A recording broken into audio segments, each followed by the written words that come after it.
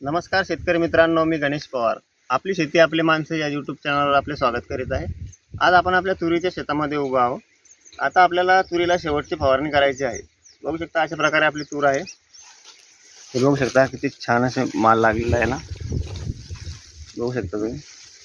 हे बघा शेंगा भरपूर लागलेला आहे. प्रत्येक शेंगांमध्ये दाणे आता भरलेले आहे. पण आता कसं आहे, थोडंसं वातावरण जर खराब झालं, धूळ वगैरे आली तर दाणा कोचट राहतो किंवा बारीक पडतो.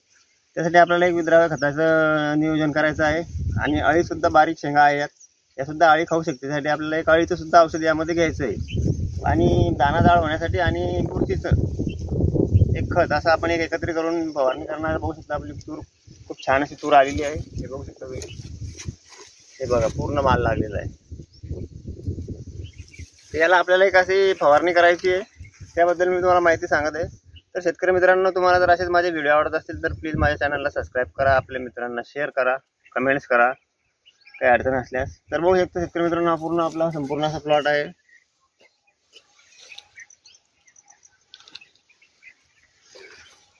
तर आपण अळी नियंत्रणासाठी गर्डा केमिकल कंपनीचं हे किंडोक्सा हे औषध घेणार आहे आपण. याचं प्रमाण आपल्याला 15 लिटर पाण्यासाठी 20 ml घ्यायचं आहे.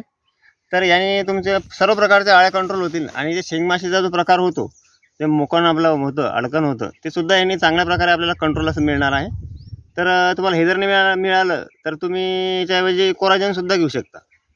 दोन प्रकारे औषध घ्या. साधं औषध सध्या मारू नका या कंडिशनला, कारण की जे मोकण व्हायचं प्रमाण आहे तर ते तुमचं वाढू शकतं. त्याच्यामुळे तुम्ही किंडोक्सा घेतलं तर फार चांगलं. आणि जर कोराजेन घेतलं असेल तर 8 मिली 15 लिटर पाण्यासाठी कोराजेन घेऊ शकता.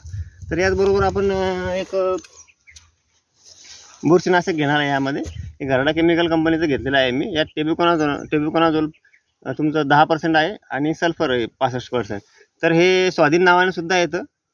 ते मिळालं ते घ्या. हे गर्डा केमिकलचं मिळालेलं आहे. आता अशा या नावाने भरपूर कंपन्यांचं औषध मिळते. तर तुम्ही त्यापैकी एखादं कोणतंही घेऊ शकता. तर याचे आंतरप्रवाही आहे चांगला असं तुम्हाला रिझल्ट येईल. दाणा भरण्यासाठी सुद्धा सल्फर असल्यामुळे मदत होईल. तर त्यानंतर आपण शेतकरी मित्रांनो, आता मी जेयू कंपनीचं पोटॅश घेतलेलं आहे. जेयू पोटॅश 2000 पोटॅश. याचे खूप छान असे रिझल्ट आहे. यात ऑर्गॅनिक पद्धतीने पोटॅश आहे. तर त्यामुळे तुमचा दाणा भरण्यासाठी 100% चांगला असं तुम्हाला रिझल्ट मिळेल. दाणा चांगला भरेल. यात सल्फरचं प्रमाणसुद्धा आहे थोडंसं. त्यामुळं तुम्हाला दाणा भरायला त्याने आणखी चांगली मदत होईल. तर याचं प्रमाण आपल्याला सल्फरचं जे प्रमाण आहे, जेयू पोटॅशचं जे प्रमाण आहे, हे आपल्याला 18 ग्रॅम 15 लिटर पाण्यासाठी 18 ग्रॅम असं प्रमाण घ्यायचं आहे. आणि जे तुम्हाला बुरशीनाशक सांगितलं मी स्वाधीन नावाचं, त्याचं प्रमाण तुम्हाला 40 ml 15 लिटर पाण्यासाठी 40 ml असं प्रमाण घ्यायचं आहे. आणि यासोबत आपण एक कोणतेही सिलिकॉन बेस स्टिकर घ्यायचं आहे. तर आपण हे स्टिकर आणलेले वारकेम कंपनीचं.